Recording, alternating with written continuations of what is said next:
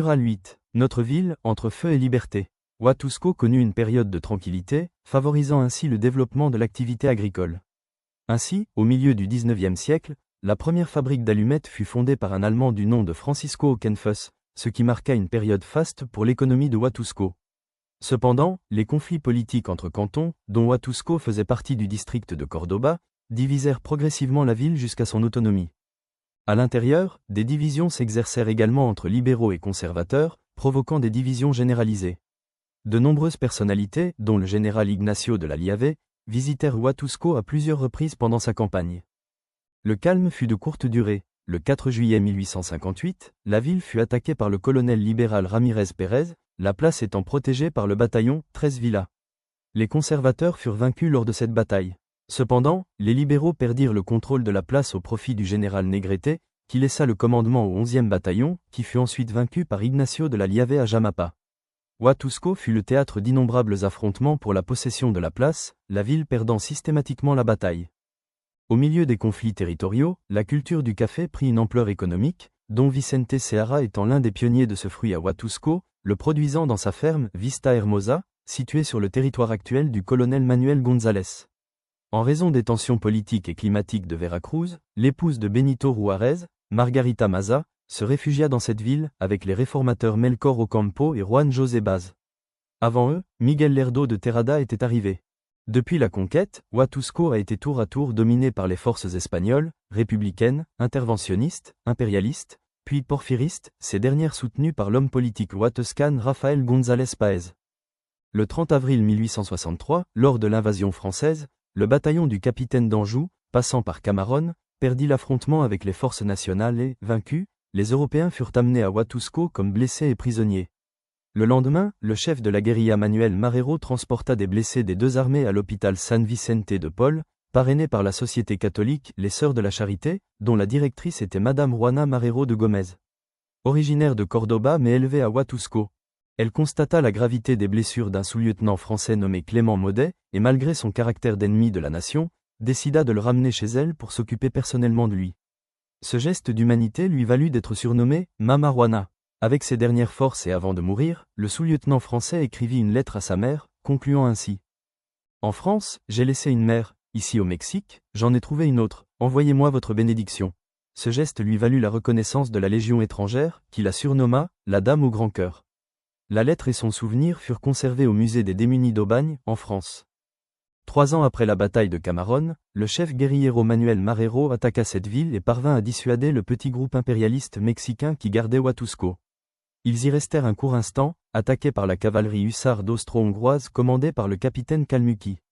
Marrero réussit à évacuer la ville, les poursuivant jusqu'au abord de la ville avec l'intention de les exterminer.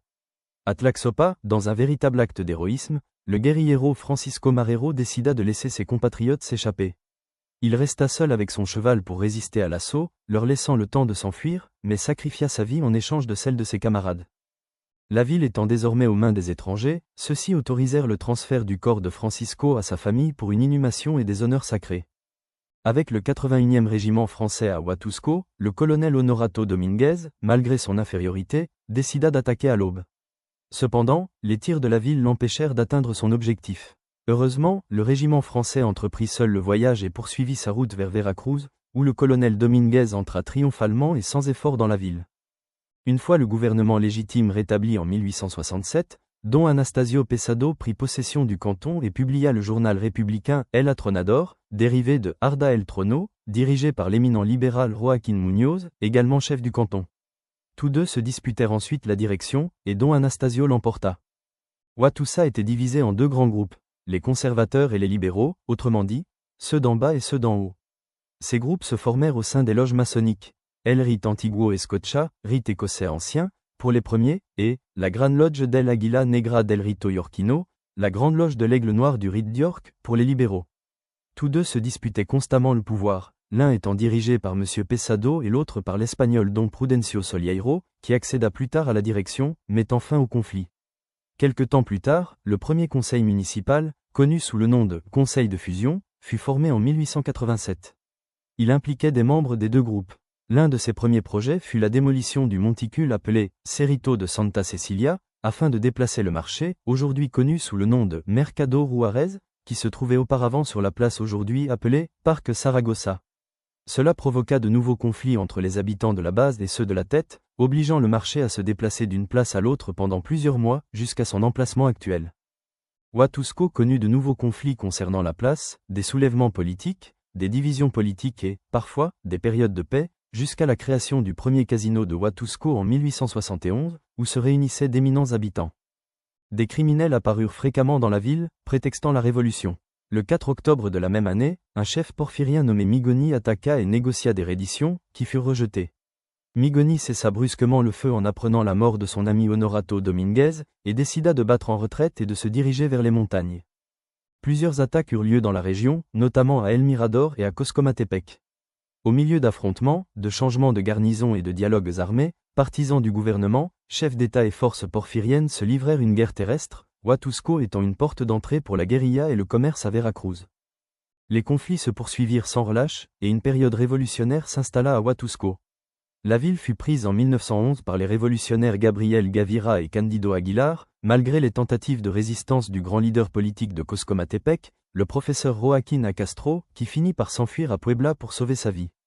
Une fois la ville prise, le terme « leader politique » fut remplacé par « maire cantonal » et dont Jesús Páez prit le pouvoir. La ville est menacée par un important groupe de criminels qui entendent s'en prendre au maire cantonal actuel. Cependant, un groupe de citoyens adressa une lettre au gouverneur de l'État, Teodoro Adessa, lui demandant d'ordonner au maire cantonal de revenir sur sa décision et d'empêcher une tragédie plus grave en résistant aux criminels. La lettre était signée par José G. de Vega, Jesús Páez, Quintín Ruiz, Domingo Souza, Daniel Landa, Otón Páez, A. Páez, Leopoldo Rebolledo, Baldomero González et Francisco Rebolledo. L'époque de Victoriano Huerta arrive et le palais municipal, ainsi que certaines rues, sont gardées par des soldats connus sous le nom de Los Pelón, les Chauves. Il s'agissait d'une partie des forces de Huerta. Après l'assassinat de Madero, ses troupes, dirigées par Romulo Huerta, tirèrent en l'air, pillèrent des coffres-forts, vidèrent des boutiques de produits fins et cambriolèrent le marché de Juárez et quelques habitations privées. Avec les lois de réforme, la politique jeta les bases d'un pays moderniste, renforçant la structure de la République, séparant l'Église et l'État et adhérant aux préceptes libéraux. Pendant le Porfiriato, Huatusco et ses habitants connurent une croissance économique et culturelle, adoptant une influence française dans leurs coutumes et leurs vêtements. Avec l'essor du café, les populations indigènes et la bourgeoisie se développèrent. Parallèlement, les inégalités se creusèrent et le prolétariat fut laissé pour compte, travaillant de longues heures, sans terre et percevant de bas salaires.